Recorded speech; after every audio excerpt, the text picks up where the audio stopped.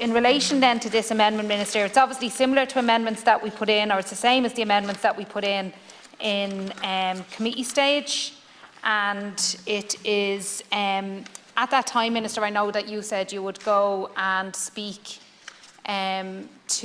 you would get some sort of legal briefing, I suppose, as well, and some sort of feedback in relation to that amendment. But then we obviously had the Electoral Reform Commission in then, so we kind of kicked the same conversation to that amendment, or to that bill. But I suppose again then it seems like no one really wants to take responsibility for looking at the issue of political purposes within the legislation. So, apologies, 1 second.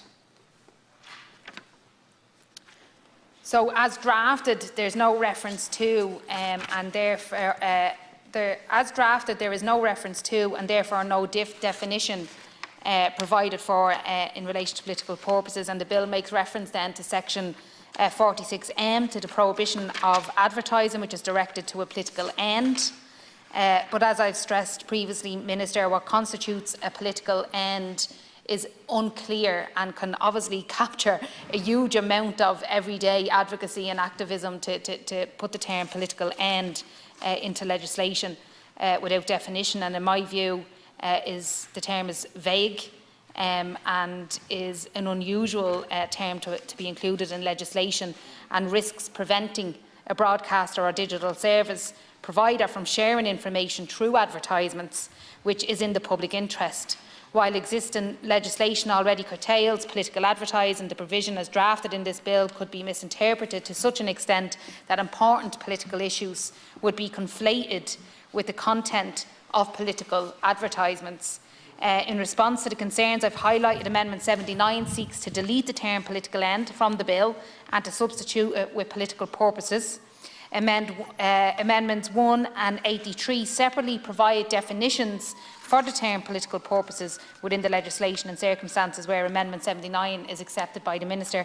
In the context of the Electoral Acts, our conduct with respect to fundraising as politicians is regulated, but a significant flaw exists in the wording of political purposes in the Electoral Acts, which means that our laws do not fairly distinguish between the regulation of the campaigns of politicians and how we treat the normal everyday advocacy and community-led campaigning throughout the country. We must ensure that this same anomaly isn't replicated in this piece of legislation, and that is why the definition is provided for through Amendments 1 and 83. During the course of our engagement with yourself on this, Minister, the matter over the past number of months, it was noted that a separate piece of legislation, the Electoral Reform Bill, might be a more appropriate channel in which to address this concern. Unfortunately, however, despite our best efforts, amendments to this definition of political purposes were not accepted during engagement with Ministers O'Brien and Noonan on the Electoral Reform Bill, the rationale being that a wider review of electoral acts is proposed to be undertaken shortly by the soon-to-be established Electoral Commission. In light of this, I'm wondering whether the Minister might be able to accept this suite of amendments in the context of the Online Safety and Media Regulation Bill. As I've already stressed, the provisions in the bill as drafted is too vague and risks important political issues.